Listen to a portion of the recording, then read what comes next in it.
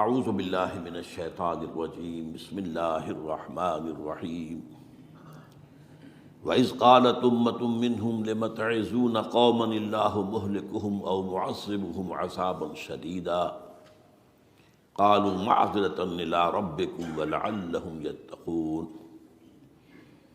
وقال عز وجل كما ورد في آخر سورة الأنبياء وَإِنْ أَدْرِي أَقَرِيبٌ أَمْ بَعِيدٌ مَا تُوعَدُونَ إلى قوله تعالى وَإِنْ أَدْرِي لَعَلَّهُ فِتْنَةٌ لَكُمْ وَمَتَاعٌ إِلَىٰ حِينٍ صدق اللہ العظیم۔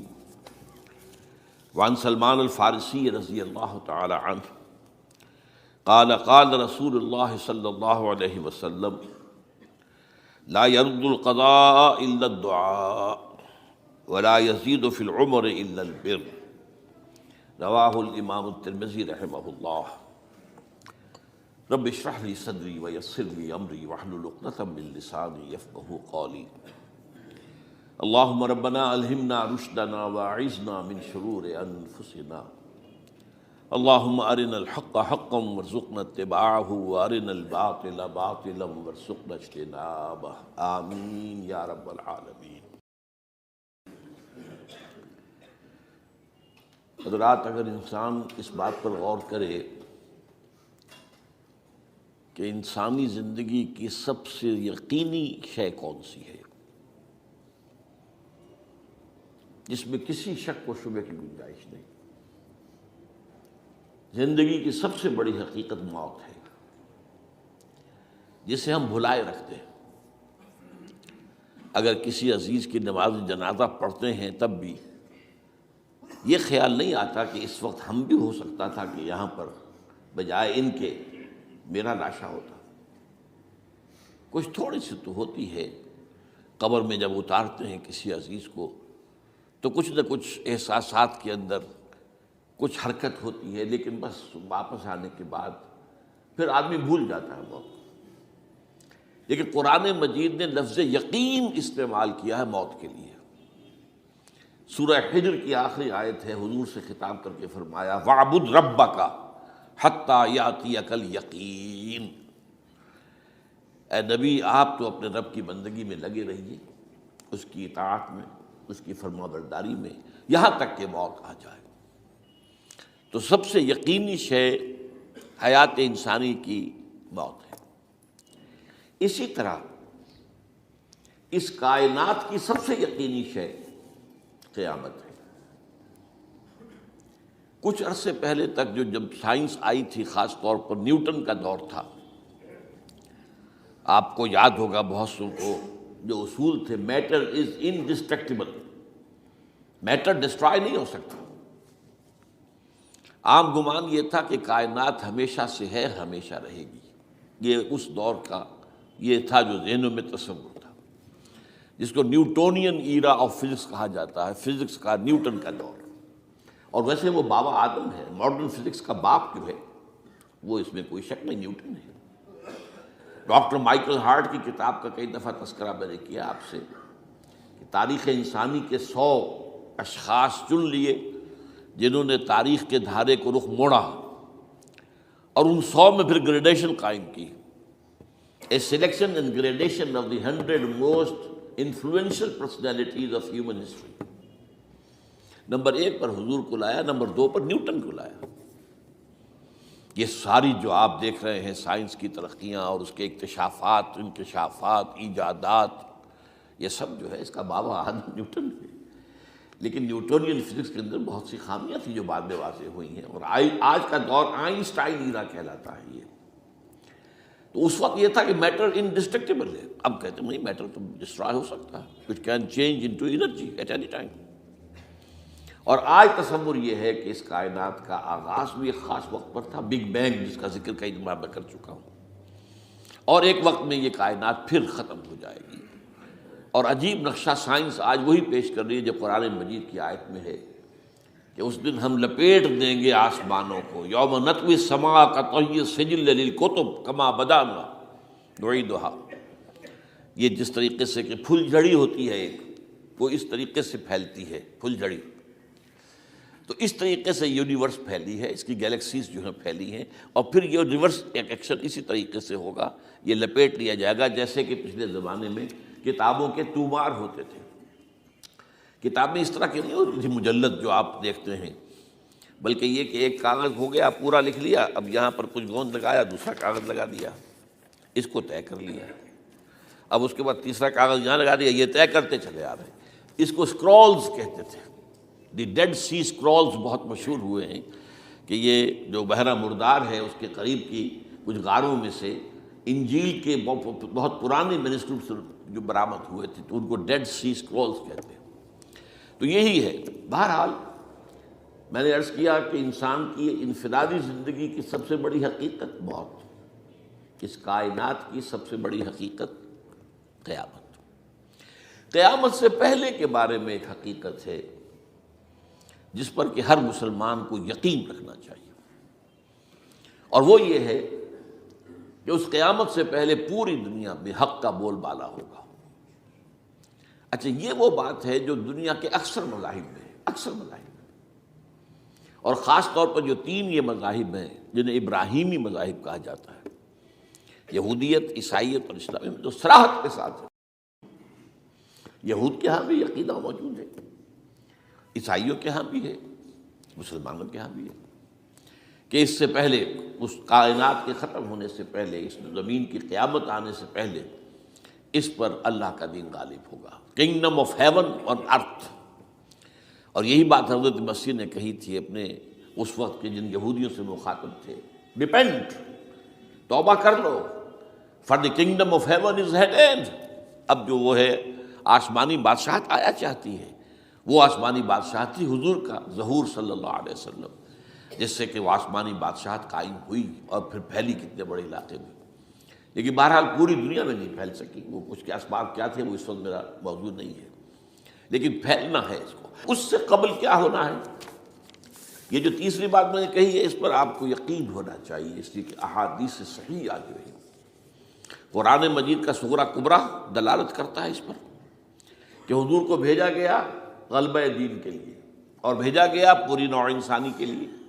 تو جب تک پوری نوع انسانی پر دین غالب نہ ہو، حضور کا مقصد بعثت ابھی مکمل نہیں ہے۔ اسی کو اقبال نے کہا تھا، وقت فرصت ہے کہاں، کام ابھی باقی ہے، نور توحید کا اتمام ابھی باقی ہے۔ یہ چمن معمور ہوگا نغمہ توحید سے، ایک وقت آئے گا کہ پورا یہ قرہ جو ہے نغمہ توحید کے ساتھ اس کا جو ہے گونج جائے گا، لیکن یہ کہ ابھی تو نہیں ہوا ہے، نہ ہونا ہے۔ اس سے پہلے کا معاملہ ایک ہے کہ جس کی خبریں دی گئی ہیں، اور وہ ہے کہ قیامت میں اس نظام دین حق کے غالب ہونے سے پہلے بڑی خوفناک جنگوں کا ایک سلسلہ ہے جس کی خبریں دی گئی ہیں۔ یہ یہود کے ہاں بھی ہیں خبریں موجود، عیسائیوں کے ہاں بھی ہیں۔ جو بائبل کا آخری باب ہے، ریولیشنز آف سینٹ جان، وہ کاشفات یوحنا ترجمہ کیا جاتا ہے، اور حضور کی احادیث پہ بھی موجود ہے۔ ملاحم، باب الملاحم، یہ بہت سی کتابوں کے اندر باقاعدہ ابواب ہیں، ایک باب الملاحم، جنگوں کا باب۔ ان میں سے ایک جنگ وہ ہے جسے کہا ہے اس یوحنا کی مکاشفات میں آرمگدان، اور غالباً اسی کو حضور نے قرار دیا ہے الملحمۃ العظمیٰ، عظیم ترین جنگ، الملحمۃ الکبریٰ۔ تو یہ بھی یقینی چیزیں ہیں کہ جو ہونے والی ہیں۔ یہ ملاحم کیوں ہوں گے؟ آپ اس میں اچھی طرح سمجھ لیجئے کہ اس میں ایک تو ہے عذاب اکبر جو آئے گا یہودیوں پر، ایک ہے عذاب اصغر جو آئے گا مسلمانوں پر۔ میں نے یہ آج سے کوئی 20 سال پہلے کتاب لکھی تھی، وہ جو مختلف، پہلے تو وہ نوائے وقت کے اندر کالم کی شکل میں شائع ہوئی تھی، پھر یہ کہ موجودہ اور سابقہ مسلمان امتوں کا ماضی، حال اور مستقبل، غالباً اس وقت آؤٹ آف پرنٹ ہے وہ کتاب۔ بہرحال جن کو بھی دلچسپی ہو وہ اسے کہیں سے حاصل کر لیں، لائبریری سے، مکتبے سے مل جائے گی، پڑھے اس کو۔ یہ 20-22 سال پہلے کی بات ہے، کوئی آج کی بات نہیں۔ تو اس میں ان تمام چیزوں کا میں نے تذکرہ کیا ہے، اس لیے کہ عذاب اکبر اس کو کہتے ہیں کہ کسی قوم کا نام و نشان مٹا دیا جائے۔ یہ عذاب اکبر آتا تھا صرف ان قوموں پر جن کے طرف رسول بھیجے گئے اور قوموں نے بحث کے مجموعی رسولوں کا انکار کیا۔ ان پر وہ عذاب آیا، اسے عذاب استیصال بھی کہتے ہیں۔ فقطع دابر القوم الذین ظلموا، ان کی جڑ کاٹ دی گئی۔ ایک جڑ کاٹنا ہوتا ہے، درخت کو کاٹنا ہوتا ہے، درخت کو کٹے گا تو پھر دوبارہ جڑ میں سے شاید وہ نکل آئے، لیکن نہیں، جڑ سے اکھیڑ۔ لا یرا الا مساکنہم، یہ عذاب جو ہے اب کسی قوم پر نہیں آ سکتا، اس لیے کہ اب کوئی رسول تو آئے گا ہی نہیں، لیکن ایک قوم پر یہ تاریخ کے قرضے کی حیثیت سے موجود ہے، اور وہ قوم یہود ہے۔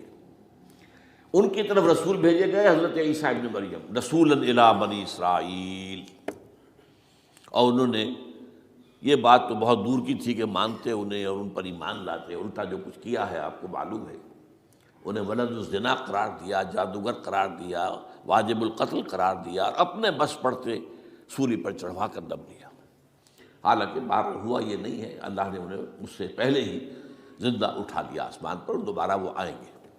بہرحال لیکن اس قوم کے اوپر وہ عذاب جو ہے وہ قرض ہے تاریخ کا، وہ قرض ادا ہوگا۔ حضرت مسیح علیہ السلام ہی آئیں گے دوبارہ، اور ان کے ہاتھوں اس امت کا خاتمہ ہوگا، ایک ایک فرد ختم ہو جائے گا۔ یہ جب میں نے یہ باتیں کہی تھی تو امریکہ میں یہودیوں نے بڑا شور مچایا، میرے خلاف جو ہے ان کی ایک مہم نکلی یہودیوں کی طرف سے کہ اس کی کتابیں وغیرہ، اس کے ویب سائٹ بند کرو، یہ جو ہے اینٹی سیمیٹک ہے، یہ کہتا ہے سب یہودی قتل ہو جائیں گے۔ یہاں پر بھی جو میرے ساتھ ایک ڈائلاگ کرنے کے لیے کوئی 12-13 پروفیسر آئے تھے امریکہ وغیرہ سے، ان میں سے جو یہودی تھا تو اس نے بہت ناراضگی کا اظہار کیا، آپ کہتے ہیں سارے یہودی ختم کر دیے جائیں گے، یہ بات ظاہر بات ہے پیلیٹیبل نہیں ہے۔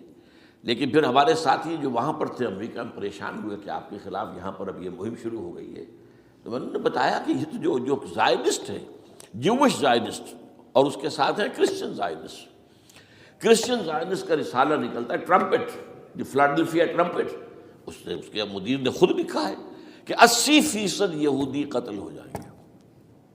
اس کو میں نے یوں سمجھا ہے کہ 20% وہ ہوں گے کہ جو حضرت مسیح کی آمد ثانی پر ایمان لے آئیں گے، وہ بچ جائیں گے، لیکن باقی جو اڑے رہیں گے اس کے بعد بھی تو وہ ختم کیے جائیں گے۔ تو یہ عذاب الاکبر جو ہے تاریخ کا ایک قرض ہے کہ جو ادا ہوگا، ورنہ کسی اور قوم پر یہ عذاب اکبر اب نہیں آ سکتا۔ لیکن دوسرے درجے میں یہ عذاب ہوگا امت مسلمہ پر۔ امت مسلمہ بھی تو عذاب کی مستحق ہو گئی، وہ عذاب جو یہودیوں پر بہت پہلے آئے تھے، ضربت علیہم الذلۃ والمسکنۃ وباؤوا بغضب من اللہ، یہ تھا کہ نہیں تھا؟ حالانکہ انہوں تو یہ خیال تھا کہ we are the chosen people of the Lord, ہم تو اللہ کی منتخب قوم ہے، وی آر دی، قرآن کہتا ہے کہ ان کا قول یہ تھا نحن ابناء اللہ واحباؤہ، ہم تو اللہ کے بیٹوں کی طرح ہیں اور اللہ کی جو ہے بہت چہیتے ہیں۔ کہ عذاب آئے، نبوکڈنضر کے ہاتھوں آیا، اسیرینز کے ہاتھوں آیا، پھر یونانیوں کے ہاتھوں، الیگزینڈر دی گریٹ کے ہاتھوں آیا، پھر رومنوں کے ذریعے سے آیا، اور پچھلی صدی میں جرمنوں کے ذریعے سے آیا۔ تو عذاب آئے، یہ عذاب تو، لیکن قوم ختم نہیں ہوئی، وہ عذاب اکبر نہیں تھے، یہ عذاب مختلف حصوں میں آئے اور بڑی بڑی تباہیاں آئیں، لیکن وہ عذاب اکبر نہیں تھے۔ اسی طرح کے عذاب ہم پر بھی آئے، ہم پر کروسیڈرز آئے اور لاکھوں مسلمان قتل ہوئے۔ یروشلم ہمارے ہاتھ سے 88 برس تک نکلا رہا، اور اس پر عیسائیوں کا قبضہ رہا، ندیاں خون کی بہہ گئی مسلمانوں کی، اور پورا میڈیٹرینین کا ایریا جو ہے تقریباً قبضے میں رہا ہے عیسائیوں کے۔ پورا یورپ اس وقت آیا تھا، یہ جو کروسیڈ نا 250 برس تک وہ جاری رہے، waves after waves of the crusaders coming and attacking and conquering the cities, یہ جتنی بھی فلسطین وغیرہ کا علاقہ ہے جس کے اندر ان کا آثار ہے، اور شام کا علاقہ ساحلی۔ پھر آپ کو معلوم ہے ہمارے اوپر عذاب اس سے بھی بڑا، اس سے کئی گنا بڑا آیا تاتاریوں کے ہاتھوں، کروڑوں کے قریب انسان جو ہے مسلمان قتل ہوئے۔ پھر اس کے بعد آپ کو معلوم ہے کہ پھر یہ یورپین کولونیلزم آ گیا، جیسے ان پر آئے تھے یونانی اور پھر رومی اور اب پھر جرمن، ہم پر آئے انگریز آئے، کہیں ولندیزی آئے، کہیں ڈچ آئے، کہیں ہسپانوی آئے، کہیں اطالوی آئے، کہیں اسپینیئرز آئے، اور پورا کا پورا عالم اسلام ان کے زیر نگین آیا کہ نہیں آیا، دی کولونیل ایرا جسے آپ کہتے ہیں۔ تو وہ عذاب ابھی اس امت کے اوپر اور باقی ہے، ایک قرض ہے، اور وہ کیا ہے؟ یہ کولونیل ایرا جب ختم ہوا ہے، ہم آزاد ہونے شروع ہوئے، اب یہ ہمارے لیے ایک امتحان کا مرحلہ تھا بہت بڑا۔ آزاد ہو کر تم کیا کرتے ہو؟ پہلے تو ہم کہہ سکتے ہیں کیا کریں، ہمارے اوپر تو ہم تو مجبور ہیں، ہمیں غلام بنا لیا انگریزوں نے آ کر، ہمیں فرانسیسیوں نے غلام بنا لیا، ہمیں اطالویوں نے غلام بنا لیا، ان کی طاقت کے آگے ہم بے بس ہیں، لاچار ہیں. ٹھیک ہے، لیکن اب آزادی دے کر فَيَنظُرَ كَيْفَ تَعْمَلُونَ، اب تمہیں آزادیاں دے کر پھر اللہ دیکھے گا تم کرتے کیا کیا ہم نے. جو مسلمان قوم ملک آزاد ہوا اس نے یا تو اپنا قبلہ بنایا واشنگٹن کو یا بنایا ماسکو کو، کسی نے قرآن کو اپنا امام نہیں بنایا. دعائیں مانگتے ہیں وَاجْعَلْهُ لَنَا إِمَامًا وَنُورًا وَهُدًى سب، لیکن اس کو امام بنانا، اپنا امام بنانا، اس کے پیچھے چلنا، اس کے احکام کو نافذ کرنا، اس کی شریعت کی تنفیذ کرنا، یہ اس کی تہذیب، اس کا تمدن دیا ہوا، اس کا معاشی نظام دیا ہوا، اس کو قائم کرنا زیرو. اس لیے بہت بڑے عذاب کے ہم مستحق ہیں. بات کڑوی ہے، اچھی نہیں لگے گی، لیکن میں یہ آج سے نہیں کہہ رہا ہوں، میں سن 80 سے یہ باتیں کر رہا ہوں. نوٹ کر لیجیے اس بات کو. البتہ اس میں یہ ہے کہ اس امت کا معاملہ سب کا ایک جیسا نہیں. لیسو سواء، جیسے سورہ آل عمران میں کہا گیا ہے کہ یہ اہل کتاب بھی سب ایک جیسے نہیں، ان میں بھی کچھ نہ کچھ نیک لوگ تھے. امت قائمۃ آناء اللیل، راتوں کو کھڑے رہنے والے، عبادت کرنے والے موجود تھے.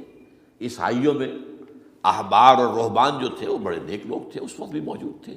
لیکن بحثیت مجموعی کا معاملہ کیا ہے اس کو دیکھنا پڑتا ہے نا، بحثیت مجموعی صورتحال کیا ہے. تو صورتحال کیا ہے کہ ہم نے کہیں بھی اللہ کے دین کو قائم نہیں کیا. مذہب تو ہے، لیکن ظاہر بات ہے کہ جرم جو ہے تو پوری امت کا، لیکن سب برابر نہیں ہے. سب سے بڑے مجرم عرب مسلمان. کیوں؟ انہیں اللہ نے جو مقام دیا وہ کسی اور کو نہیں دیا. حضور ان میں سے تھے، یہ رتبہ بلند ملا جس کو مل گیا. رسول عربی ہے نا. نمبر 2، ان کی مادری زبان میں اللہ کی کتاب موجود ہے. انہیں اس کو سمجھنے کے لیے کوئی نئی زبان پڑھنے کی ضرورت نہیں ہے. کوئی ہمارے لیے تو یہ صرف پڑھیں، نحو پڑھیں، یہ پڑھیں، وہ پڑھیں، تب کہیں جا کر اپنی آنکھ سے قرآن پڑھیں، ورنہ ترجمہ پر گزارا کریں. ترجمہ ظاہر بات انسپائر نہیں کر سکتا آدمی. ترجمہ تو سیکنڈ ہینڈ نالج ہے. جب آپ ترجمہ پڑھ رہے ہیں تو گویا کہ آپ اس مترجم کی آنکھ سے پڑھ رہے ہیں، اپنی آنکھ سے تو نہیں پڑھ رہے. لہٰذا یہ سب سے بڑا عذاب تو ان پر آنا ہے. وہ جو میں بیان کر چکا ہوں گریٹر اسرائیل کے قیام کا معاملہ کیا ہے، تباہی تو انہی ملکوں پر آئے گی نا. وہ شام ہے، عراق ہے، اس کے لیے پہلا قدم اٹھایا تھا، ابھی تو اس کو ناکام بنا دیا ہے. اللہ تعالیٰ کی جو بھی حکمت ہے. جو عراق پر حملہ تھا وہ اصل میں اس لیے تھا کہ گریٹر اسرائیل کی طرف پہلا قدم تھا.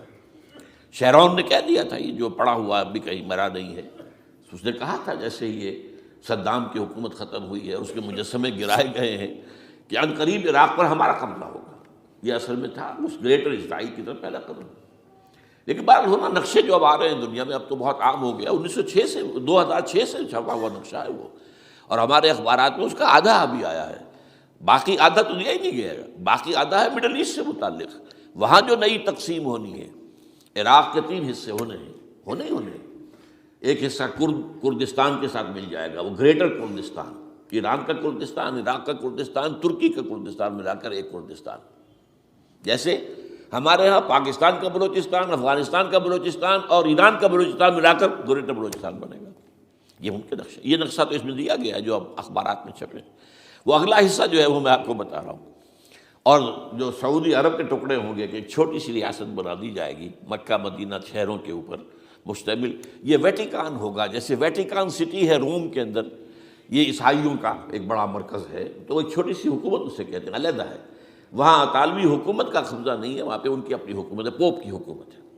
ایسے ایک ویٹیکن، گویا کہ ایک مسلم ویٹیکن بنا دیا جائے گا مدینہ. یہ ان کے نقشے ہیں. یہ نہ سمجھے کہ ایسا ہوگا، یہ تو اللہ جانتا ہے. لیکن یہ کہ جو ہوگا وہ تو میں نے کئی دفعہ کہا، وہ تو اللہ کو معلوم ہے. یمکرون و یمکر اللہ، وہ اپنی سے چالیں چل رہے ہیں، اللہ اپنی چال چل رہا ہے. لیکن نقشوں کی یہ بہرحال اس میں جو بھی ہے یقیناً ایک حد تک کامیابی انہیں ہوگی جس کی خبریں ہمیں دی گئی ہیں. گریٹر اسرائیل ایک دفعہ قائم ہوگا، سعودی عرب سے بھی شمالی حصہ لے لیا جائے گا. مدینے میں داخل نہیں ہو سکیں گے بس. اچھا، مکے کو وہ کلیم ہی نہیں کرتے، مکے سے انہیں کوئی سروکار نہیں ہے.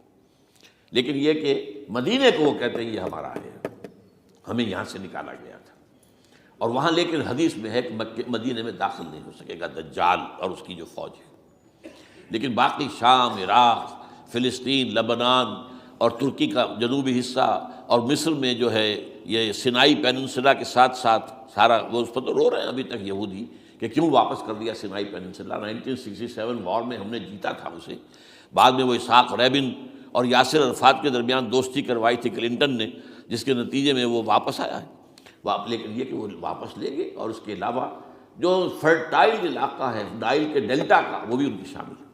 تو اس ظاہر بات ہے جب یہ ہوگا تو بڑی تباہی آئے گی، اس میں تو کوئی شک ہی نہیں۔ تو سب سے بڑی تباہی مسلمانان عرب پہ آئے گی، اور کیوں ہوگی؟ مستحق ہیں اس کے، انہوں نے اس کے باوجود کہ قرآن ان کی اپنی زبان میں ہے، انہوں نے اس قرآن کو اپنا امام نہیں بنایا۔ نمبر 2 پر میں ہمیشہ کہتا رہا ہوں کہ جو مسلمانان عجم، اگر فرض کیجئے کہ 140 کروڑ مسلمان سے دنیا میں ہیں تو 30 کروڑ کے قریب جو ہیں وہ عرب ہیں، باقی 110 کروڑ جو ہیں، 1 ارب سے زیادہ تو غیر عرب مسلمان ہیں۔ ان میں سب سے بڑے مجرم جو ہے وہ ہم مسلمانان پاکستان، ہم نے ایک تقسیم کرائی اسلام کے نام پر، ہم نے کہا کہ ہم اسلام کا نظام قائم کریں گے، اور اللہ نے ہمیں معجزے کے طور پر وہ ملک عطا کر دیا پاکستان۔ اب قمری حساب سے 63 برس گزر چکے ہیں، جو آپ 61 کہتے ہیں، اگر قمری حساب رکھیں 63 برس ہو چکے، کہاں ہے وہ اسلام؟ لہذا مستحق۔ لیکن اب اس میں یہ ضرور ہے کہ ابھی پاکستان کے معاملے کو میں سمجھتا ہوں کہ ہینگنگ ان دی بیلنس والا معاملہ ہے، ابھی نہیں کہہ سکتے، اللہ تعالیٰ شاید کوئی توفیق دے دے، کوئی معجزہ ہو جائے، کیونکہ میرا تو یقین یہ ہے کہ یہ قائم بھی معجزے سے ہوا ہے، جس پر میں نے تفسیراً کتاب میں لکھا ہوا ہے اپنی استحکام پاکستان، اور اب کوئی دوبارہ معجزہ ہو سکتا ہے، اور وہ معجزہ کیا ہوگا کہ پوری قوم میں توبہ کی ایک کیفیت پیدا ہو جائے، اللہ کے کرنے سے ہو سکتی ہے۔ تمام انسانوں کے دل جو ہے اللہ کی 2 انگلیوں کے مابین ہے، حضور نے ہمیں خبر دی ہے، جدھر چاہتا ہے پھر دیتا، تو کوئی عجب نہیں کہ ایسا ہو جائے۔ بہرحال اس اعتبار سے میں آپ سے عرض کر رہا ہوں کہ یہ پاکستان کے بارے میں نے جو آپ کو 2 آیتیں سنائی ہیں سورہ انبیاء کی، اس آخر کے حصے میں آئی ہیں سورہ انبیاء میں، وَإِنْ أَدْرِي أَقَرِيبٌ أَمْ بَعِيدٌ مَا تُوعَدُونَ۔ دیکھو لوگوں، مجھے یہ معلوم نہیں ہے کہ جس عذاب خداوندی کا تم سے وعدہ کیا جا رہا ہے وہ قریب آ گیا یا دور ہے۔ یہ حضور سے کہا جا رہا ہے، قل، آپ یہ کہہ دیجیے، ان ادری اقریب ام بعید ما توعدون۔ ساتھ ہی یہ بھی فرمایا وَإِنْ أَدْرِي لَعَلَّهُ فِتْنَةٌ لَكُمْ وَمَتَاعٌ إِلَىٰ حِينٍ، اور مجھے نہیں معلوم، ہو سکتا ہے کہ یہ تمہارے لیے ایک فتنہ بن کر معاملہ آ گیا ہو اور ابھی تمہیں اور مہلت دے دی جائے۔ اس حوالے سے ہم نہیں کہہ سکتے، اب آپ کو معلوم ہے میں تفصیل سے بیان کر چکا ہوں جس طریقے سے مجموعی طور پر پاکستان میں گھیراؤ کیا گیا ہے، اور جس طریقے سے یہ جتنا نیو کونز کا اور کرسچن اور جو جیوش زائنس ہیں، اور اب ان کے اندر اضافہ کیجیے ہندو زائنس کا، اب یہ جس طریقے سے گھیرے کے اندر لے رہے ہیں پاکستان کو، جس طرح بھارت کی فوج افغانستان میں بھی آ رہی ہے، اس نے اپنے کتنے قونصل خانے کھولے ہوئے ہیں افغانستان میں، کس لیے؟ جو کچھ وہ ہو رہا ہے بلوچستان کے اندر، جو کچھ ہمارا پورا صوبہ سرحد ہے، اور اس سے آگے بڑھ کر جو کچھ کراچی میں ہو رہا ہے، یہ سارے معاملات جو ہیں وہ دیکھ لیجئے تو گویا کہ باہر سے ہمارا گھیراؤ مکمل ہو چکا ہے، اور اس میں یہ ہے کہ تازہ جو بمبئی کے اندر جو ہوئے ہیں معاملات وہ نوٹ کیجئے کس طریقے سے اب اسے کہا جا رہا ہے کہ کسی مسلمانوں نے کیا ہے، حالانکہ اس کے اندر سب سے بڑا ثبوت یہ ہے کہ ایک ہندو ہیمنت، جس نے کہ وہاں ساری تحقیقات کی کہ سمجھوتا ایکسپریس کو جو اڑایا تھا کس نے اڑایا تھا، اس کی انہوں نے کہا جب کی ہے تحقیقات، اب یہ اس کو گیو دم دی کریڈٹ، ہندو قوم کے اندر کم سے کم یہ بھی بات موجود ہے، جہاں وہ بدماشیاں ہیں وہاں یہ بھی ہے، یہ خیر بھی ہے، جہاں برائیاں ہیں ان کے اندر وہ خوبیاں بھی ہیں۔ ان کا ایک کمیشن ہے، اس نے صاف ایک ہندو کو، اور ہندو بھی سرونگ کرنل کہا یہ ہے ماسٹر مائنڈ، اس نے کروایا، اور وہ گرفتار ہوا، serving kernel of Bharat army. تو اب ظاہر بات ہے کہ اس کو مارا گیا ہے بمبئی میں، اس کو مسلمان کاہے کو مارے گئے؟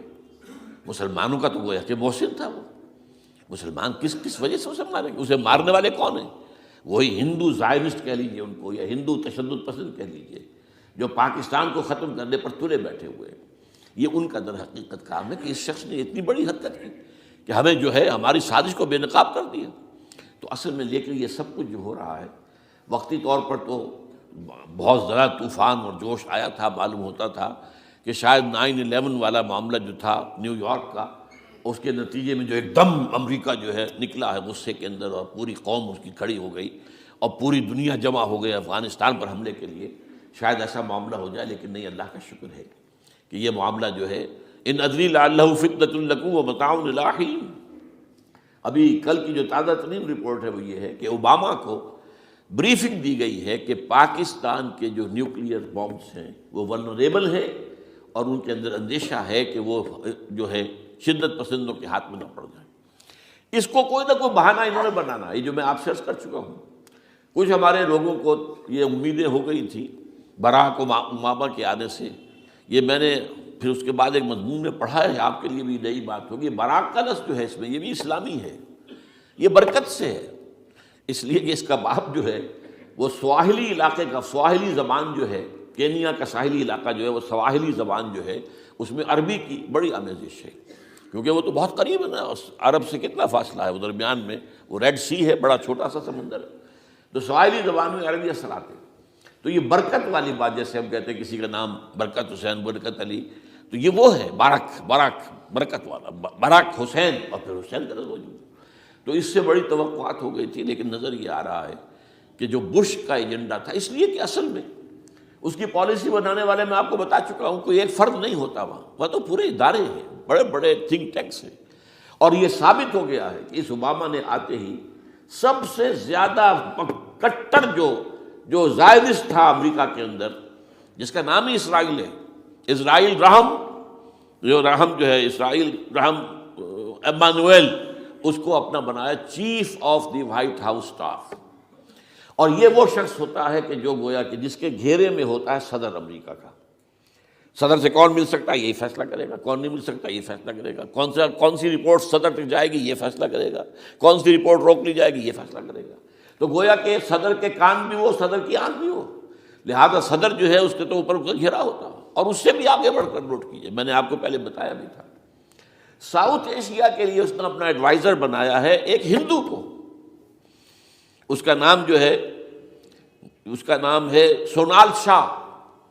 اور یہ جو ہندوؤں کی تنظیم ہے، جو انتہائی جو ایکسٹریمسٹ ہندو ہیں، وشوا ہندو پریشد، یہ وشوا سری پرشانت ہے جس کا اسٹوڈنٹ ونگ ہے بجرنگ دل کا. یاد ساؤتھ ایشیا سے مراد بھارت اور پاکستان، اس کے معاملات میں اس کا ایڈوائزر جو ہے سونال شاہ ہے. تو حالات جو ہے اس اعتبار سے انتہائی یوں سمجھیے کہ خطرناک. اور دوسری طرف اندرون معاملہ کیا ہے؟ سائنس کی دو اصطلاحات آپ نے سنی ہوگی، centrifugal forces, centripetal forces. Centrifugal وہ ہوتی ہیں کہ جو مرکز سے توڑنے والی ہوتی ہے، بھاگتا ہے ہر ایک مرکز کو چھوڑ کر، یہ سینٹریفیوگل فورسز. سینٹریپیٹل وہ ہوتی ہیں جو مرکز کی طرف لانے والی ہوں، جو ایک مرکز کے گرد لوگوں کو جمع کرے. تو مرکز گریز اور مرکز کی طرف رخ کرنے والی. ہمارے پاس سینٹریپیٹل فورس صرف ایک ہے، وہ اسلام ہے، اور وہ ہے نہیں.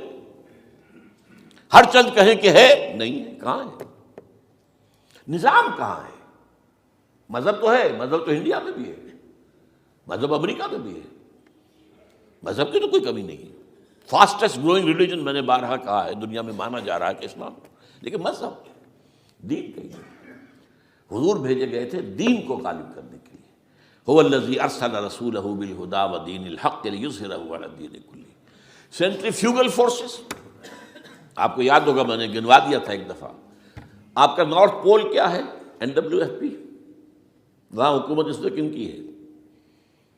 وہ اسفند یار ولی، جس کا دادا، جس نے پاکستان میں دفن ہونا گوارا نہیں کیا، جن کا پختہ موقف یہ ہے. اس کے باپ کا بھی ولی خاں کا یہ تھا کہ انگریز نے بنایا ہے پاکستانی، انگریز کا بنایا ہوا ہے، یہ انگریزی سازش کے نتیجے میں وجود میں آیا. And they believe in that. اور اس کے ساتھ مولانا فضل الرحمان ہیں جن کے والد مرحوم نے یہ کہا تھا کہ اللہ کا شکر ہے ہم پاکستان کے بنانے کے گناہ میں شامل نہیں تھے. یہ ہیں اس وقت وہاں کی فورسز. اور جنوب میں نہ معلوم کب سے ان کا نقشہ بن رہا ہے، جب سے یہ MQM قائم ہوئی تھی. مہاجر قومی موومنٹ تھی، بعد میں انہوں نے اپنا رنگ بدلا ہے، کچھ تبدیل کیا ہے، لیکن یہ کہ اصل میں تو وہی ہے. گرگٹ رنگ بدل رہے تو اس کی فطرت تو نہیں بدلتی، ہے تو وہی اردو اسپیکنگ. اور اب جو ہنگامے ہو رہے ہیں وہ پختون اور اردو اسپیکنگ کے درمیان ہنگامے ہو رہے ہیں، اور زیادہ پٹھانوں کو مارا جا رہا ہے، ان کی دکانیں جلائی جا رہی ہیں. یہ بسیں جتنی جلتی ہیں وہ اس لیے کہ زیادہ تر ٹرانسپورٹ جو ہے وہاں پر وہ پختونوں کے ہاتھ میں ہے. یہ وزیری وغیرہ لوگ جو ہے محسود ہیں، یہ لوگ ہیں وہاں پر جو ہے اکثر و بیشتر بہت سے مساجد کے اندر آپ کو جو امام ملیں گے وہ پٹھان ملیں گے، جو پہرے دار ملیں گے وہ پٹھان ملیں گے. بہت بڑی تعداد ہے، لیکن یہ کہ اس کے اوپر وہاں پر فساد شروع ہو گیا. بلوچستان کا معاملہ سب کو معلوم ہے. تو اندرونی طور پر جو سینٹریپیٹل فورس ہو سکتی تھی اس کو ہم نے کیا نہیں مضبوط، کمزور سے کمزور تک کرتے چلے گئے. اور اب جو کچھ ہو رہا ہے، اب مضامین آ رہے ہیں، آئلی قوانین میں تبدیلیاں کیوں کی جا رہی ہیں. یہ جو کانفرنس ہوئی تھی جو یو این او کے اندر، بیجنگ +5 کانفرنس، جو بات اس میں طے ہو اس میں یہ تھا طلاق کے معاملے میں مرد اور عورت کو بالکل برابر کر دیا جائے. اب وہی کر رہے ہیں آپ. یہ سفاری آئی کائے کے لیے، جیسے مرد طلاق دے سکتا ہے عورت بھی طلاق دے سکتا ہے. اسلام میں یہ نہیں ہے. اسلام میں یہ ہے کہ عورت طلاق لے سکتی ہے، دے نہیں سکتی. وہ لے گی یا تو شوہر سے خود کہے بھائی تم مجھے آزاد کر دو، تم نے مجھے مہر دیا تھا میں واپس کرتی ہوں، یا یہ آدھا لے لو، یا یہ ہے کہ وہ اپنے بڑوں سے بزرگوں سے اور اس کے بڑوں بزرگوں کو بیچ میں ڈالیں یا عدالت میں جائے. عدالت اگر کو قائل کر دے گی کہ عدالت کے واقعی اس کے معاملات ان کے صحیح اب نہیں نبھ سکتے، وہ سیپریٹ کر دیں گے. وہ ایک ہے خلا لی جا سکتی ہے، طلاق دی نہیں جا سکتی. یہ فرق رکھا گیا. اسلام میں مرد اور عورت اسینشلی برابر ہیں. As human beings they are equal. کوئی فرق نہیں، کوئی اونچا نہیں، کوئی نیچا نہیں.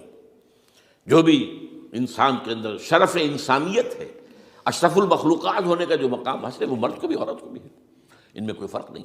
لیکن جب ایک مرد اور ایک عورت مل کر ایک خاندان کی بنیاد ڈالتے ہیں، اب وہ برابر نہیں ہے. الرجال قوامون علی النساء. کوئی بھی انسٹیٹیوشن ہو اس میں دو برابر کے سربراہ نہیں ہو سکتے. دونوں کا اختیار ایک جیسا ہو تو کیسے چلے گی گاڑی؟ چل ہی نہیں سکتی. آپ ڈائریکٹر جو ہے 100 بنا لیں، مینیجنگ ڈائریکٹر ایک ہوگا، ظاہر بات ہے دو تو نہیں ہو سکتے. لہذا انسٹیٹیوشن فیملی کے لیے اسلام نے جو نظام دیا ہے، یہی طلاق کا معاملہ ہے، وراثت کا معاملہ ہے. عورت کے ذمے کچھ اور کام لگائے ہیں، مردوں کے ذمے کچھ اور کام لگائے ہیں. مرد ذمہ دار ہے، کفیل ہے، لہذا وراثت میں والد کی طرف سے اسے 2 حصہ ملتا ہے. لڑکی کی کوئی ذمہ داری ہے ہی نہیں. وہ تو بلکہ شادی بھی ہوگی تو شوہر سے مہر لے گی، لڑکا شادی کرے گا تو مہر دے گا. تو یہ تمام چیزیں جو ہے آرٹیکولیٹڈ ہیں، یہ ایک دوسرے کے ساتھ منطقی طور پر جڑی ہوئی ہیں، اور وہ جو ہے تباہ کرنے کر تلے ہوئے ہیں ہمارے خاندانی نظام کو. عورت اور مرد کو برابر کر دیا جائے. یہ سارا، اور اس سے پہلے جو آیا تھا معاملہ وہ بھی تقریباً یہ ہے کہ زنا کے معاملے سے جو خوف ہو سکتا تھا عورت کو وہ ختم ہو جائے. اس لیے کہ عورت کا معاملہ کیا ہے، اگر زنا سے حمل رہ گیا تو اس کا ثبوت تو آ گیا، کوئی اور گواہ ہے یا نہیں ہے، یہ حمل کہاں سے لائی ہو تم؟ ٹھیک ہے، طے کیا کر دیا. پرچہ بھی درج نہیں ہو سکتا اس کا جب تک کہ 4 چشمدید گواہ جا کر کسی مجسٹریٹ کے سامنے گواہی نہ دیں کہ ہم نے اپنی آنکھوں سے دیکھا ہے، تب پرچہ درج ہوگا. تحقیق اس کے بعد ہوگی. یہ کہاں ہوگا؟ اس کا مطلب ہے وہ خوف ختم، جو خوف ہو سکتا تھا، جو عورت کو روکتا ہے. ایک تو یہ کہ ہمارے ہاں وہ جو بھی آبادی کا معاملہ تھا اور یہ جو برتھ کنٹرول کے معاملے نے آ کر خوف ختم کیے تھے، اور اس کی باقاعدہ جو ہے امریکہ میں، یورپ میں تعلیم دی جاتی ہے. ٹین ایجرز کو اسکولوں کے اندر سکھایا جاتا ہے کہ تم جو چاہو کرو، لیکن یہ کہ یہ ذرا یہ احتیاط کرو. بس اللہ خیر سمجھ. وہی اسی رنگ پر ہماری تہذیب کو لے جانا چاہتے ہیں. اب یہ دونوں نقشے ایسے ہیں کہ جس کے نتیجے میں، جیسا کہ میں نے عرض کیا، محسوس ایسا ہوتا ہے. یہ میں ابھی کہہ رہا ہوں، میں یقین سے نہیں کہہ سکتا. وَإِنْ نَدْرِي لَعَلَّهُ فِتْنَةٌ لَكُمْ وَمَتَاعٌ إِلَىٰ حِينٍ. ہو سکتا ہے، ہوپنگ اگینسٹ ہوپ، ہو سکتا ہے کوئی معجزہ آ جائے اللہ تعالیٰ کی طرف سے. جیسے کہ پہلے معجزہ آیا تھا تو خدایا آن کرم بارے دیگر کن ہے، اللہ دوبارہ بھی معجزہ دکھا، اور ان تمام سختیوں سے، ان تمام سے ہمیں گزار کر اس کا امکان موجود ہے. امکان کو میں نفی نہیں کر سکتا، اس لیے کہ اللہ کی قدرت ہے. یخرج الحی من المیت، مردے سے زندہ کو برآمد کرتا ہے. ایک قوم مر چکی ہو، اس میں سے ایک زندہ قوم برآمد ہو جائے. جیسا کہ میں نے پچھلے سال جو تحریک چلی تھی، جو وکلا کی تھی، میں نے کہا تھا کہ مجھے یہ گمان ہوا کہ میں یہ سمجھ بیٹھا تھا کہ یہ قوم بالکل مر چکی ہے، لیکن نہیں، جان ہے۔ یہ میں اس سے پہلے یہ جملہ کہا کرتا تھا، it's no use whipping the dead horse, لیکن میں نے کہا نہیں، جان ہے اس میں۔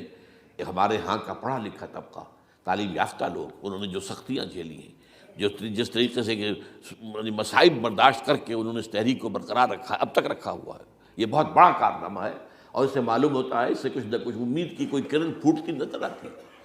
لیکن باقی جو لوگ کہتے ہیں کہ نہیں بس یہ تو بنا ہے اللہ کے حکم سے اور قائم رہے گا، ان سے میں کہا کرتا ہوں کہ وہ اللہ کی سنت سے واقف نہیں ہے۔ اللہ کی سنت سزا کی بھی تو ہے نا۔ اللہ تعالیٰ رسی دراز کرتا ہے، ایک دم کھینچ بھی لیتا ہے، یہ بھی اللہ کی سنت ہے۔ مہلت دیتا ہے، پھر ایک دم جو ہے ایک وقت کے اوپر آ کر فیصلہ بھی کر دیتا ہے۔ تو عجب نہیں، ڈرتے رہنا چاہیے، کچھ پتہ نہیں۔ ما غرک بربک الکریم، یہ قرآن مجید میں یہ مضمون کئی بار آیا ہے کہ لوگوں کو بعض اوقات شیطان جو ہے یہ دھوکہ، اللہ بڑا کریم ہے، بڑا غفور ہے، بڑا رحم کرنے والا۔ بھائی وہ کریم ہے، غفور ہے، لیکن منتقم بھی ہے۔ انا من المجرمین منتقمون، ہم ان مجرموں سے انتقام لے کر رہیں گے۔ وہ تو منتقم بھی تو ہے، وہ سزا بھی تو دیتا ہے۔ اس نے جہنم جو ہے یہ کوئی ڈیکوریشن پیس کے طور پر تو نہیں بنائی ہے، کس لیے بنائی ہے؟ وہ تو ہم نے فیصلہ کیا ہے، لَأَمْلَأَنَّ جَهَنَّمَ مِنَ الْجِنَّةِ وَالنَّاسِ أَجْمَعِينَ، یہ میں نے طے کیا ہوا ہے۔ تو اللہ تعالیٰ جو ہے سزا بھی دیتا ہے، تو اللہ تعالیٰ ہمیں اس سے بچائے۔ بہرحال ہو سکتا ہے کہ اس کے بعد بھی اللہ تعالیٰ ہمیں اور مہلت دے دے، اور اس مہلت کے لیے اس کرنے کا کام کیا ہے؟ کرنے کا کام یہ ہوگا دعا اور توبہ۔ پہلے توبہ کی جائے پھر دعا، ورنہ دعا قبول نہیں ہوتی۔ پہلا کام توبہ ہے۔ یا ایھا الذین آمنوا توبوا الی اللہ توبۃ نصوحا، اے اہل ایمان اللہ کی جناب میں توبہ کرو، خالص توبہ۔ کیا مطلب ہے؟ اپنی زندگیوں میں سے شریعت کے خلاف، ویسے بھی اخلاقیات کے خلاف، جھوٹ، دغا، فریب، دھوکہ، غبن، سب کو ختم کرو۔ سود، بے پردگی، عریانی، فحاشی ختم کرو۔ طے کر لو کہ کوئی شخص شریعت کے خلاف اور اخلاقیات کے خلاف، صرف شریعت نہیں، ایک بنیادی انسانی اخلاقیات ہوتی ہیں، اس کے سارے تقاضے پورے کرنے جو ہمارے ہاں ختم ہو چکے ہیں۔ میں نے جیسا کہ بارہا کہا ہے کہ اس وقت دنیا کی سب سے بڑی منافق ترین قوم جو ہے مسلمانان پاکستان ہے۔ جھوٹ اور وعدہ خلافی، اور اس کے ساتھ جو ہے وہ غبن کا معاملہ جتنا ہمارے ہاں ہے، آپ پوری دنیا میں آپ کو کہیں نہیں ملے۔ تو اس لیے پہلے توبہ کی جائے اور پھر دعا کی جائے۔ اسی لیے میں نے آپ کو حدیث سنائی ہے کہ اللہ کے فیصلے کو بھی کبھی کبھی دعا جو ہے لوٹا دیتی ہے، لیکن وہ دعا کب ہو؟ جب آپ نے اللہ کے ساتھ اپنا معاملہ صحیح کر لیا ہو۔ فرمایا حضور نے، جو میں نے ترمذی کی روایت آپ کو سنائی، لا يرد القضاء الا الدعاء، اللہ کا فیصلہ بھی کبھی کبھی اللہ تعالیٰ کسی فیصلے کو مؤخر کر دیتا ہے۔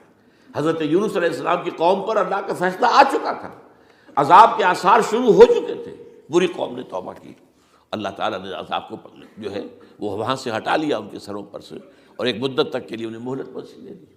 تو اس کے لیے تو یہ ہے کہ توبہ کی جائے اور دعا کی جائے، اور اس میں یہ ہے کہ اس میں اس توبہ کا ایک حصہ لازماً یہ ہونا چاہیے کہ ہم طے کر لیں کہ اللہ اب مجھے اپنی بہترین توانائیاں، اپنی قوتیں، صلاحیتیں، وسائل خرچ کرنے ہیں اور تیرے دین کو قائم کرنے کے لیے۔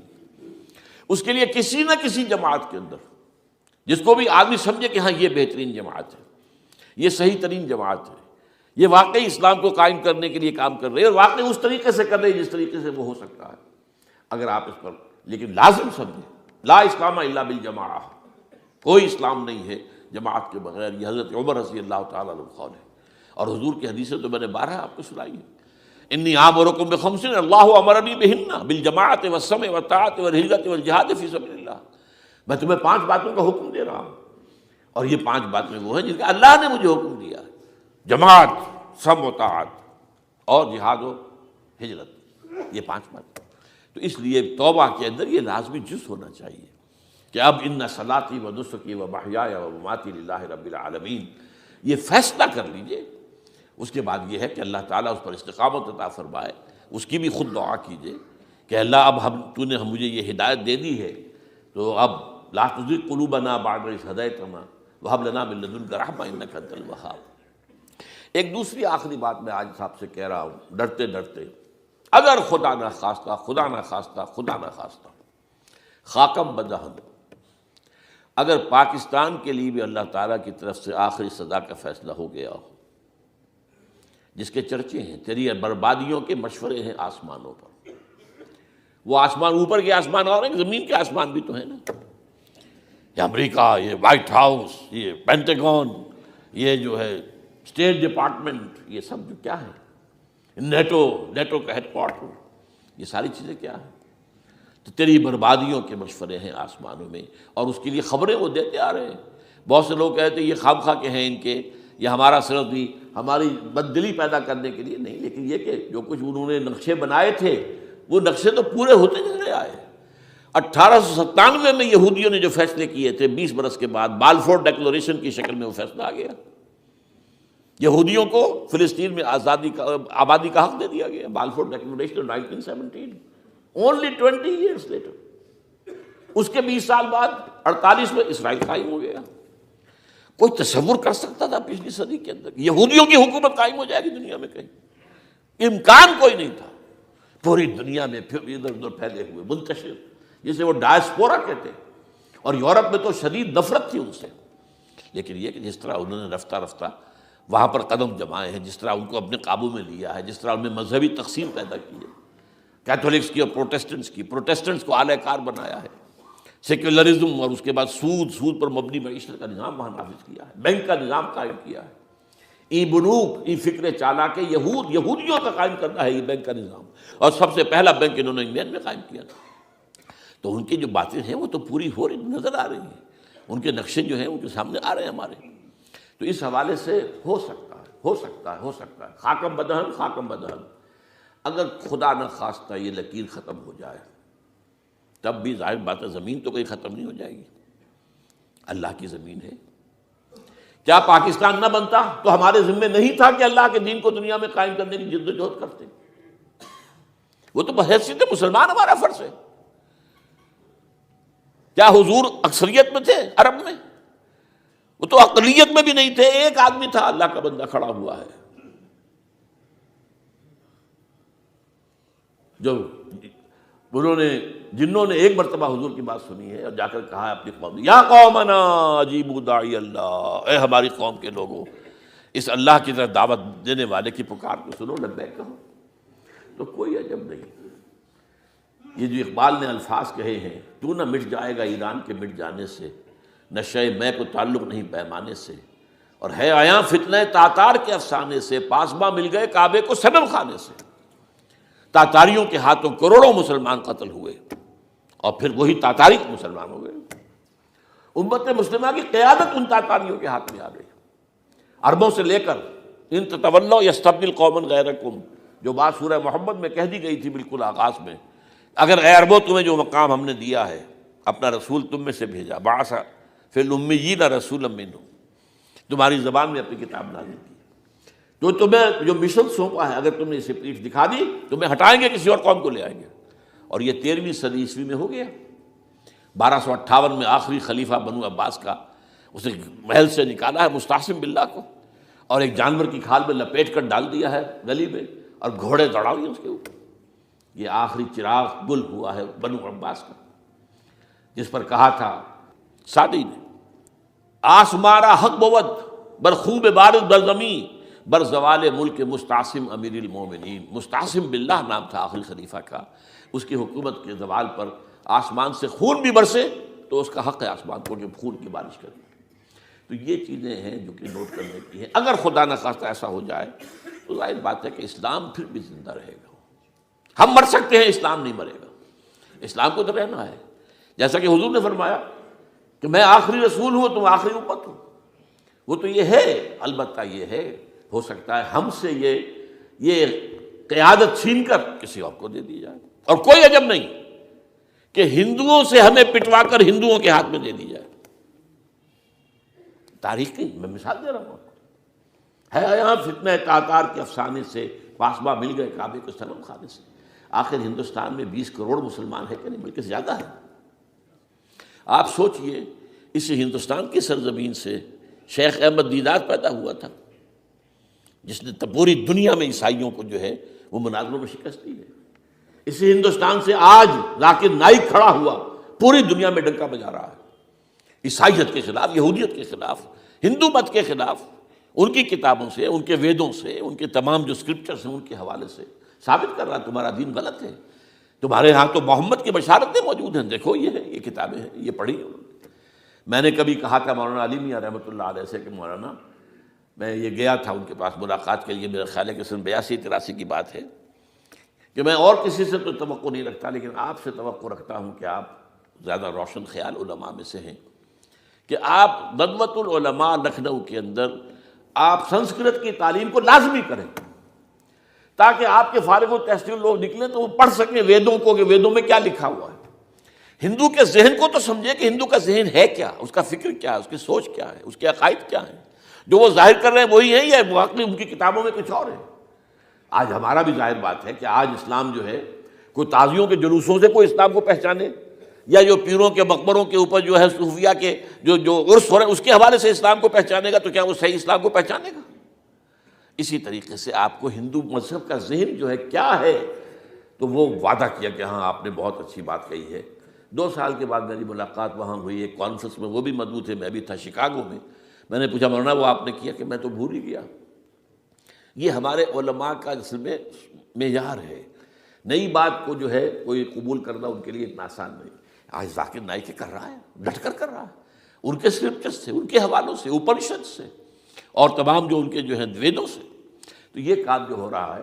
اسی طریقے سے یہ بھی بات میں آپ کو بتا دوں کہ میرے دورہ ترجمہ قرآن کی جس قدر پذیرائی بھارت میں ہو رہی ہے، پاکستان میں نہیں ہے۔ پاکستان میں تو میرے چینلز بند کر دیے گئے، مجھ پر بہت سے چینلز جو ہیں ان کا دروازہ بند ہے، پی ٹی وی میں تو میرا داخلہ ہی حرام ہے، اور باقی سب نے بند کر دیا گیا۔ ایک جو ہے ہمارے ہاں ایک مائنورٹی کمیونٹی ہے، وہ اتنی زوردار ہے، اور ظاہر بات ہے نیوسنس ویلیو اگر زیادہ ہے تو وہی چیز دنیا میں چلتی ہے۔ آپ کو معلوم ہے بند کرا دیا انہوں نے کچھ عرصے کے لیے، ذاکر کا پروگرام بھی ممبئی میں بند کرا دیا تھا، لیکن وہاں تو کھل گیا، اس لیے کہ کم سے کم ذاکر نے پچھلے دنوں کہا ہے ایک کانگریس ایک اپنے اجلاس کے اندر، اور یہ عجیب بات ہے، اس سے پہلے اس نے کبھی کوئی سیاسی بات نہیں کی، لیکن اس نے یہ بات کہی ہے کہ پہلے تو کہا جاتا تھا ہندوستان میں کہ مسلمان تعلیم حاصل نہیں کرتے، جاہل ہیں، اس لیے پیچھے رہ جاتے ہیں، اور آج جب مسلمان آگے آ گیا ہے تعلیم میں تو اب آئی ٹی کے میدان میں دروازہ بند کر دیا گیا مسلمانوں کا۔ یہ اس نے کھل کر کہا ہے، بامبے کی اسٹیج پر کہا ہے، لیکن اس نے یہ کہا کہ جو کچھ بھی ہے ہندوستان میں، لیکن ایک بات ہے کہ ہندوستان کی عدلیہ صحیح جگہ پر قائم ہے، اس کا مقام درست ہے۔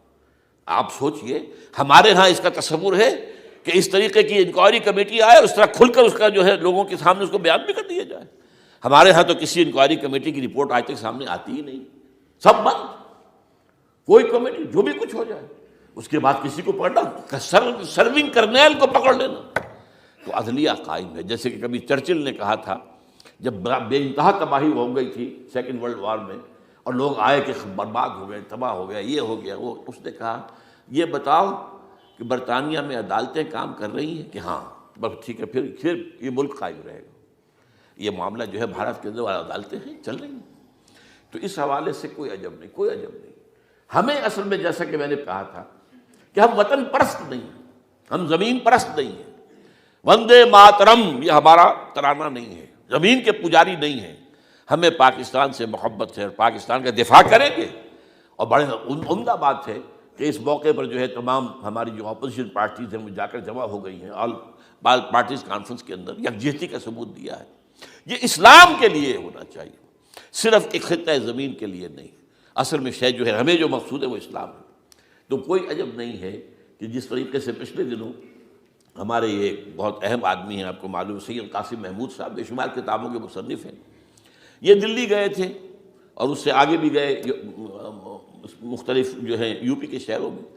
انہوں نے واپس آ کر جو خط لکھا تھا، پھر ندائے خلافت میں شائع بھی کر دیا تھا کہ وہاں تک گلی کوچوں میں آپ کا نام گونج رہا ہے، اس درجے وہاں پر یہ درس قرآن کا معاملہ جو ہے۔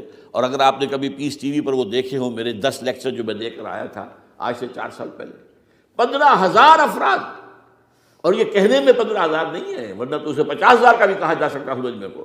وہ تو گنتی اس لیے ہے کہ کرسیاں رکھی گئی تھی 15,000، اور ساری کرسیاں فل تھیں، اور بھی لوگ کھڑے ہوئے تھے، 15,000 پلس۔ کہیں پاکستان میں تو آج تک یہ بات نہیں ہوئی ہے، لیکن یہ کوئی عجب نہیں۔ قرآن مجید میں سورہ انعام میں نقشہ کھینچ دیا گیا ہے، حضور سے کہا گیا اے نبی آپ مایوس اور بددل نہ ہوں، اگر یہ مکے والے ہماری اس کتاب قرآن کی قدر نہیں کر رہے تو ہم نے ایک قوم کو تیار کر رکھا ہے جو اس کی ناشکری نہیں کریں گے، ناقدری نہیں کریں گے۔ ان یکفر بہا ہؤلاء، اگر یہ لوگ مکے والے، آپ کی قوم، اگر یہ کفران نعمت کرے گا قرآن کا، تو ہم نے ایک اور قوم کو تیار کر رکھا ہے، وَوَكَّلْنَا بِهَا قَوْمًا لَيْسُوا بِهَا بِكَافِرِينَ، وہ اس کی ناقدری نہیں کریں گے۔ اب دیکھ لیجئے معجزہ کیا ہوا، مدینے میں تو حضور کا قدم مبارک بھی نہیں پہنچا اور وہاں انقلاب آ گیا۔ آپ کے دو ادنا خادم، ادنا شاگرد گئے ہیں، اور مصعب بن عمیر اور عبداللہ ابن ام مکتوم جو نابینا تھے رضی اللہ تعالیٰ عنہما، اور وہاں انقلاب آ گیا، دونوں قبیلے ایمان لے آئے، ساری ان کی جو ٹاپ کی لیڈرشپ تھی ایمان لے آئی، اور وہ یثرب جو ہے مدینۃ النبی بن گیا، وہ دارالہجرت بن گیا۔ تو کوئی عجب نہیں، تو ہمیں تو چمٹے رہنا اسلام کے ساتھ، اور اس کے لیے اپنی جد و جہد کو جاری رکھنا ہے، اور اس ملک کے اندر بھی ہر خیر کی بات کی ہم دعوت دیتے رہیں گے، مشورے دیتے رہیں گے۔ البتہ یہ ہے کہ لوگ کہہ سکتے ہیں کہ تم کس قوم کو، یہ تو ختم عذاب ہونے والا ہی ہے، بس کس کو ڈرا رہے ہو؟ تو اس لیے میں نے آیت پڑھی تھی، اذ قالت امۃ منہم لم تعظون قوما اللہ مہلکہم او معذبہم عذابا شدیدا، جبکہ ایک قوم نے کہا کیوں ان کو وعظ کہہ رہے ہو، کس لیے، کچھ حاصل نہیں، اب ان پر تو اللہ کا عذاب آ کر ہی رہے گا، اور عذاب علیم آ کر رہے گا۔ تو انہوں نے جواب دیا، قالوا معذرۃ الی ربکم، ہم اپنے رب کے حضور میں جا کر معذرت تو پیش کر سکیں گے، اے اللہ ہم چمٹے رہے تیرے دین کے ساتھ، اے اللہ ہم نے اپنے آپ کو وابستہ کیے رکھا، اپنی بہترین صلاحیتیں اور قوتیں اور اپنی توانائیاں صرف کی ہیں، اے اللہ اس کام کے لیے۔ اور یقین کا لفظ بھی میں نے شروع میں کہا تھا آپ سے، موت اور قیامت، اور دو مرتبہ آیا ہے قرآن کے بارے میں، ان ھذا لہو الحق الیقین، ان اکھیاں نہ ویکھیا نہیں اللہ، ان اکھیاں نہ ویکھیا نہیں اللہ، اساں تے سونا یار ویکھیا، ان اکھیاں نہ ویکھیا نہیں اللہ، اساں تے سونا یار ویکھیا، انہاں اکھیاں